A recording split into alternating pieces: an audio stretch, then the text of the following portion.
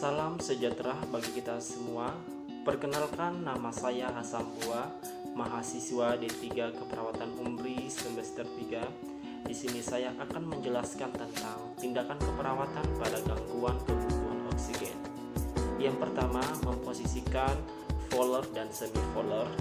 Yang kedua yaitu membersihkan oksigen Simple Max. Yang ketiga, melatih napas dalam.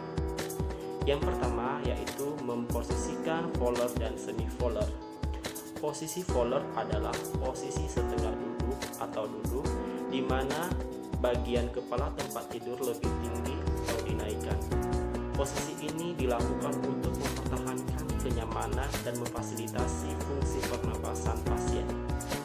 Tujuan: mengurangi komplikasi akibat imobilisasi, meningkatkan rasa nyaman, meningkatkan dorongan pada diafragma sehingga meningkatnya ekspansi dada dan ventilasi paru, mengurangi kemungkinan tekanan pada tubuh akibat posisi yang menetap. Indikasi: 1. Pada pasien yang mengalami gangguan pernapasan. Yang kedua, pada pasien yang mengalami imobilisasi.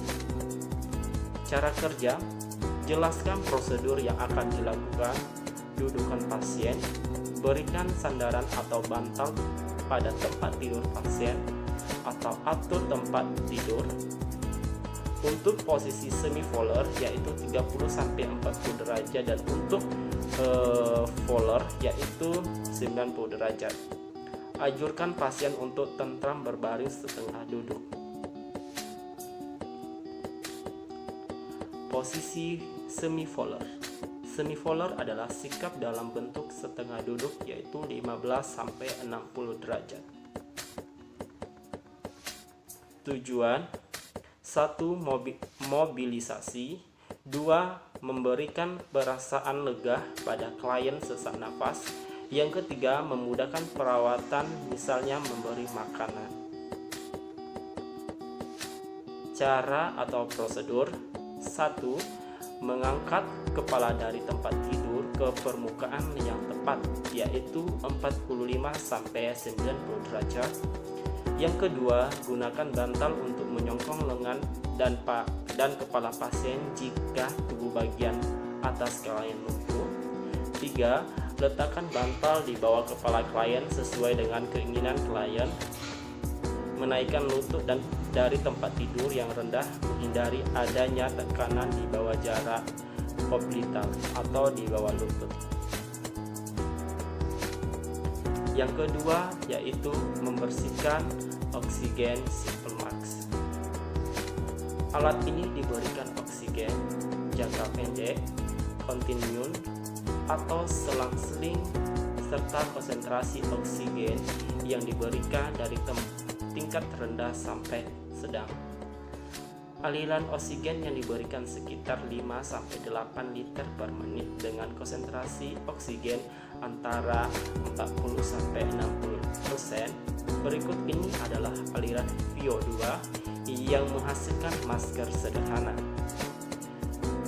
5-6 liter per menit yaitu 40%, 6-7 liter per menit yaitu 50%, 7-8 liter per menit yaitu 60%. Indikasi dan kontraindikasi. Menurut Nilu Suciati tahun 2010, indikasi: pasien dengan kondisi seperti nyeri dada baik karena serangan jantung atau penyebab lainnya, dan pasien dengan sakit kepala. Kontraindikasi: pada pasien dengan retensi CO2 karena akan memperburuk retensi, hal-hal yang harus diperhatikan: 1. Aliran O2 tidak boleh kurang lebih dari 5 liter per menit karena untuk mendorong CO2 keluar dari masker. 2. Saat pemasangan perlu adanya pengikatan wajah dan jangan terlalu ketat pemasangan karena dapat menyebabkan penekakan kulit yang bisa menimbulkan rasa fobia kurang tertutup. 3. Memasang kapas kering pada daerah yang terkam masker dan tali pengikat untuk mencegah iritasi kulit. Keuntungan 1. Sistem humidifikasi dapat ditingkatkan melalui pemilihan skup yang berlubang besar. 2.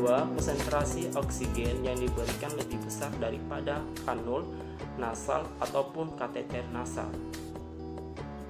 3. Dapat diberikan juga pada pasien yang mendapatkan terapi aerosol. Kerugian 1. Konsentrasi oksigen yang diberikan tidak bisa kurang dari 40%. 2.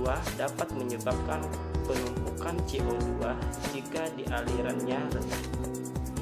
3. Pemasangannya menyekat sehingga tidak memungkinkan untuk makan dan batuk.